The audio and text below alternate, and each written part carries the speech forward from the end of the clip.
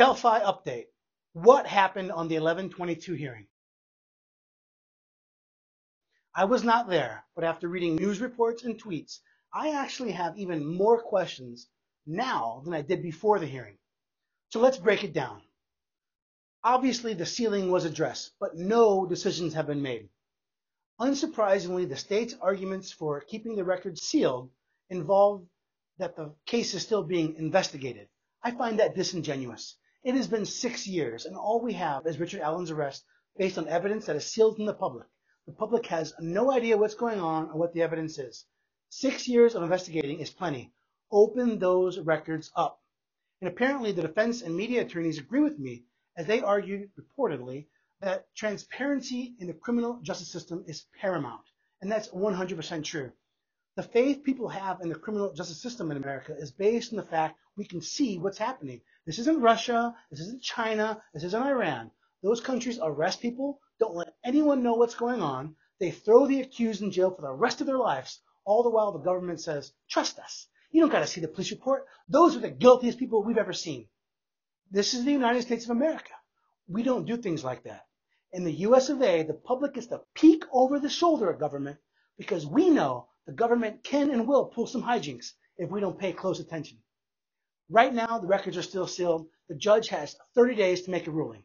So we should have a ruling on this sealing just before Christmas. But the judge can always surprise us and make an early ruling. Were there any bombshells? Of course. The prosecutor today admitted they don't think that Richard Allen acted alone. This is huge. 6 years of investigation, and all we have is Richard Allen. And the prosecutors still believe others are out there. The defense attorneys apparently also called the evidence flimsy, and they hinted that this investigation has been a 6-year waste of taxpayer dollars. That's a pretty bold statement for a defense attorney to make, and I love it. It appears that Richard Allen's attorneys believe the state wants this case sealed to hide how bad of an investigation this has been. This statement by defense has only fueled my appetite to see the evidence in this case. Now let's talk about bail. The day before the hearing on the 22nd, defense attorneys filed for Richard Allen to have bail while the case is pending. The bail hearing is set for February 17th, 2023. That means Richard Allen will sit in jail at least until February 2023. Let's talk about bail in a murder case. In Indiana, every crime except murder and treason gets bail. When determining bail on every crime except murder and treason, the judge considers a multitude of factors. Are you a good person? Have you always come to court in the past? Do you have any ties to the community? How long have you lived in the area? Are you employed? There's a bunch of things the judge can consider. The one thing the judge does not care about, though, is the facts of the crime itself. In fact, you don't get to talk about the crime too much. Why? Well, because this is America. In America, a person is innocent until proven guilty. All of this is out the window for murder and treason. For murder, all the judge has to consider is the proof of murder evident? Is the presumption that the accused committed murder strong? The judge does not care about the job, the family, whether or not the accused goes to church, whether or not the accused gives money to orphans and widows. For murder, it's all about the evidence.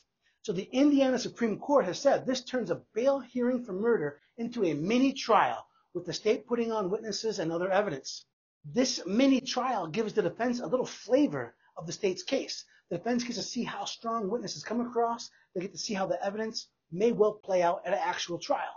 Bail hearings in murder cases are excellent discovery tools for the defense.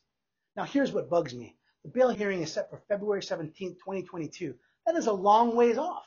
In fact, if Richard Allen asked for a fast and speedy trial on 11/22, the fast and speedy trial would actually occur before the February 17, 2023 bail hearing. It seems like it would only be fair if the bond review should occur within the same timeline as the fast and speedy trial. That's just my opinion. And I heard a rumor. Life's not fair. Because the record is sealed, it's possible that the defense attorneys actually wanted this February date. I have no idea. Another bombshell is this gag order filed by the prosecutor. This gag order is something else. The gag order is way overbroad. The prosecutor doesn't want anyone talking about this case, including the all-encompassing family members. Now, I get a prosecutor not wanting court staff, law enforcement, the attorneys for the accused, the coroner, to be talking to anybody, especially the press. But family members? What? I want to remind prosecutors, this is America. Is Richard Allen's auntie not allowed to talk to the press that her favorite nephew is innocent?